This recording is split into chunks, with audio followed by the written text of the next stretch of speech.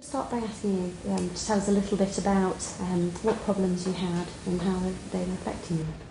Right, well I started with the event which was later diagnosed as an SVT in May of 2000 and ended up at accident and emergency to have it dealt with I think it's called adenosine by injection, and that was successful. And then over the next year I had only one or so more of these things.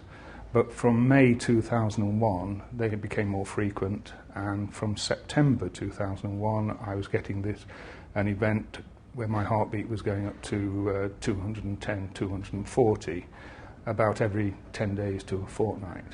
And having had a number of these where I'd had to go to hospital to sort them out, I then, through my GP, saw Dr. Fitzpatrick in the December of 2001. And then from there I went through the waiting list for the procedure, and he ended up having the procedure twice. Finally in August of last year, 2003, which was successful. What procedure was it that you had? It was an ablation procedure. The initial procedure in December of the previous year was looking for apparently alternative pathways which weren't there. But the second procedure involved going into the AV node and dealing with it there.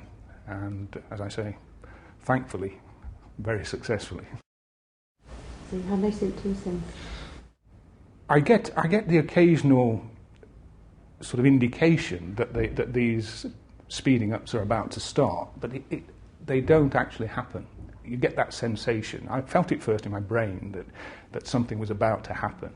But although I still get those occasionally, perhaps oversensitive to the idea of them, having had them for so long and so many of them. But as I say, the sensation is there, but nothing has actually happened from that. My heart returns to a normal rate, and I've been fine. Going back to before we had the ablation, how did you feel when you had your tachycardia? I should perhaps put this in context of my job.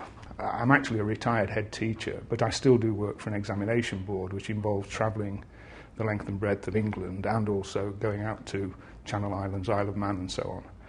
And the problem I had was that I couldn't actually guarantee to be able to stop these events, and that if I couldn't, I would need to be accessing a hospital or an accident and emergency department.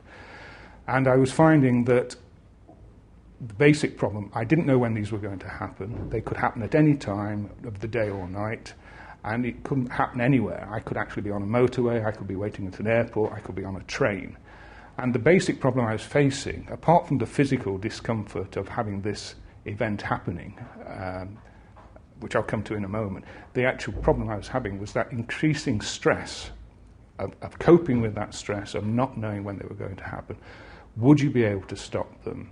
And I was virtually at the point of closing my life down, that I was actually not prepared to carry on travelling the extent I was, because I was fearful of having these events in a place where I couldn't do anything about it. And it wasn't just stress for me, it was stress for my wife as well. I think she felt it very acutely and was getting to the point where she only wanted to be at home. Because at home I developed a strategy of coping with this involving sticking my head in a bucket of iced water, which had worked on quite a number of occasions. But no, it was the stress of it happening. But the actual discomfort of the events was themselves traumatic, if you were, in a way. If I couldn't stop it by the water procedure, I was finding that I had approximately an hour to an hour and a half to get to an accident and emergency department. And within that time, I would become very, very clammy, very dizzy, gradually start to lose sight. I was still conscious. I knew I was still conscious. I would gradually start to lose my sight. Sight would go grey to dark grey to black. I'd lose sensation in my arms and legs. And at that point, I either had to be in an accident and emergency so it could be dealt with drugs, or on, I think, 3 occasions, I had a situation where the vagus nerve kicked in and actually stopped it almost miraculously of its own accord. But up to that point, the distress of that, going through that process of losing sight, losing sensation, while still being conscious, very distressing to say the least. How did you find the ablation procedure itself? I found no problem with that. I mean, it was explained to me very, very clearly, and I came into the department here at MRI and actually saw a video of the procedure.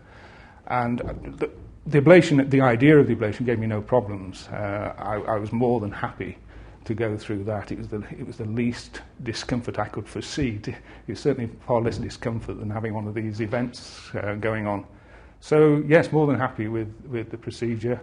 And when it was successful, it's quite remarkable that you actually go away with virtually, apart from one or two little marks on your body, you go away and you don't know you've had anything done, and yet the most fundamental organ in your body has been treated and cured. Miraculous.